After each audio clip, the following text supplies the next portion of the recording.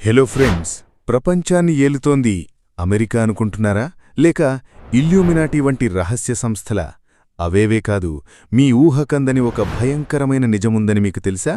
సరిగ్గా 2000 ఏళ్ల క్రితం కళింగ యుద్ధం తర్వాత రక్తం ఏరులై పారుతుంటే చక్రవర్తి అశోకుడు ఒక నిర్ణయం తీసుకున్నాడు.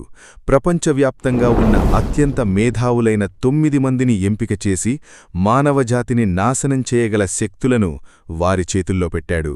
ఆ 9 మంది అపరిచితులు ఇప్పటికీ మన మధ్యే ఉన్నారు. వారు రాసిన ఆ 9 పుస్తకాల్లో ఏముంది? ఆ రహస్యాలు తెలిస్తే ప్రపంచం అంతమైపోతుందా?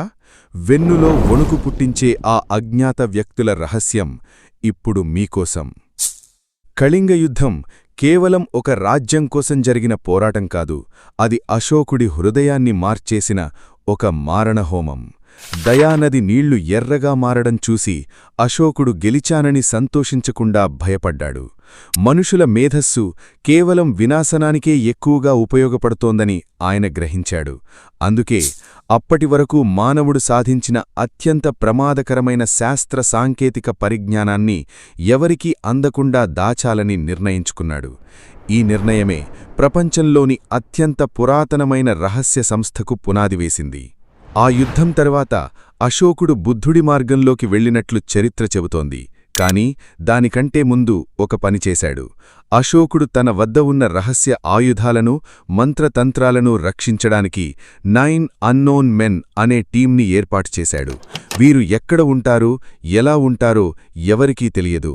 కాని ప్రతి తరంలోనూ 9 మందిని ఎంపిక చేస్తూ ఆ రహస్య జ్ఞానాన్ని వారసత్వంగా అందిస్తూ వస్తున్నారు.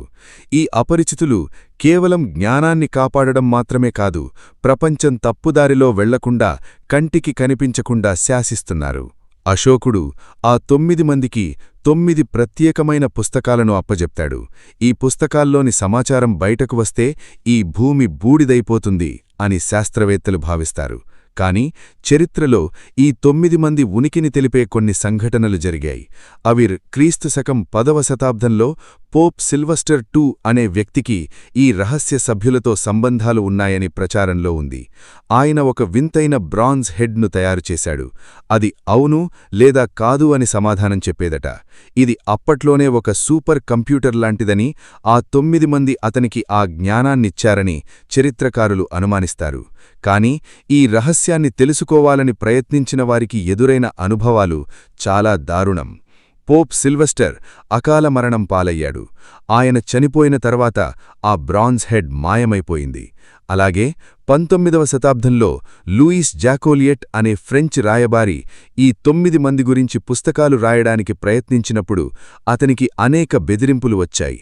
రహస్యాలను బయటపెడితే ప్రాణాలు పోతాయని హెచ్చరికలు అందాయి అని చెబుతారు. ఈ 9 మందికి వ్యతిరేకంగా వెళ్లినవారికి అత్యంత దారుణంగా చనిపోతారు. అలా 1923లో ఒక ప్రఖ్యాత చరిత్రకారుడు అశోకుడి స్తంభాలు కింద ఉన్న రహస్య గదులను తవ్వాలని ప్రయత్నించాడు. తవ్వకాలు మొదలైన 3 రోజుల్లోనే అతని కుటుంబం మొత్తం వింత వ్యాధితో మరణించింది. స్థానికులు వీనిని అశోకుడి శాపం అని పిలుస్తారు. కాని అది శాపం కాదు, ఆ 9 మంది అపరిచితులు ఉపయోగిస్తున్న బయో వెపన్ అని కొందరి వాదన.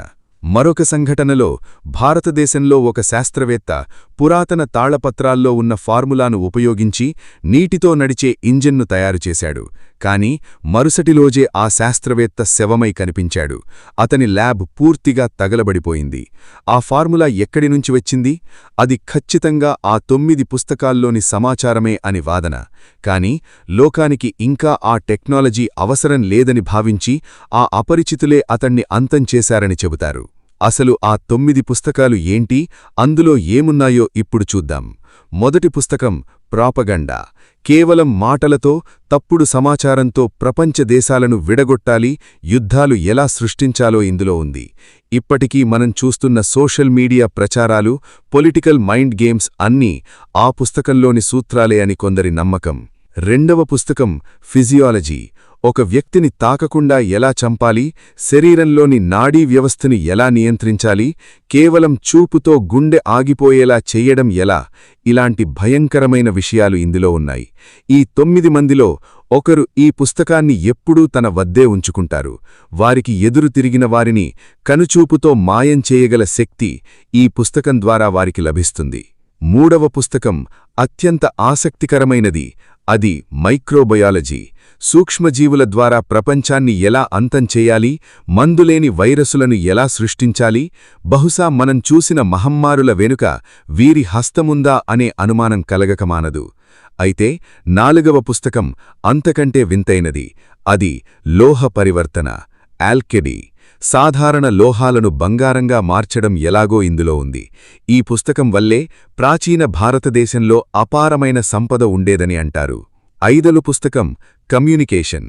ఇది కేవలం మనుషుల మధ్యే కాదు, గ్రహాంతరవాసులు ఏలియన్స్తో ఎలా మాట్లాడాలి అనే విద్యను నేర్పిస్తుంది. అశోకుడి కాలంలోనే గ్రహాంతరవాసుల ఉనికి ఉందని వారికి తెలుసా? అంటే అవును, ఆ పుస్తకంలో నక్షత్రాల మధ్య ప్రయాణించే రహస్యాలు కూడా ఉన్నాయి కాబట్టి నమ్మక తప్పదు. ఆరవ పుస్తకం గ్రావిటేషన్. గురుత్వాకర్షణ శక్తిని నియంత్రించి గాలిలో ఎగిరే విమానాలు తయారీ గురించి ఇందులో వివరంగా ఉంది. మన పురాణాల్లోని విమానాలు కేవలం కట్టుకథలు కావు, అవి ఈ రహస్య సమాచారం వల్లే సాధ్యమయ్యాయని అంటారు. ఏడవ పుస్తకం కాస్మోజనీ. విశ్వం ఎలా పుట్టింది, అంతరిక్షంలో ఉన్న రహస్య మార్గాలేవి, బ్లాక్ హోల్స్ అంటే ఏమిటి, వీటన్నింటి గురించి కొన్ని వేల ఏళ్ల క్రితమే ఈ పుస్తకంలో రాసి ఉంది. ఎనిమిదవ పుస్తకం లైట్. కాంతి వేగంతో ప్రయాణించడం, కాంతిని ఆయుధంగా మార్చి ఒక నగరాన్ని క్షణాల్లో బూడిద చేయడం ఎలాగో ఇందులో ఉంది. ఆధునిక లేజర్ టెక్నాలజీ ఈ పుస్తకం ముందు చిన్నపిల్లల ఆటలాంటిది. తొమ్మిదవ పుస్తకం అత్యంత భయంకరమైనది. అదే సోషియాలజీ. సమాజాన్ని ఎలా మార్చాలి, మనుషుల ఆలోచనా విధానాన్ని ఎలా నియంత్రించాలి, రాబోయే తరాల్లో ప్రజలు ఏం తినాలి, ఏం ఆలోచించాలో కూడా ఈ పుస్తకంలో అశోకుడు రాసి ఉంచాడు.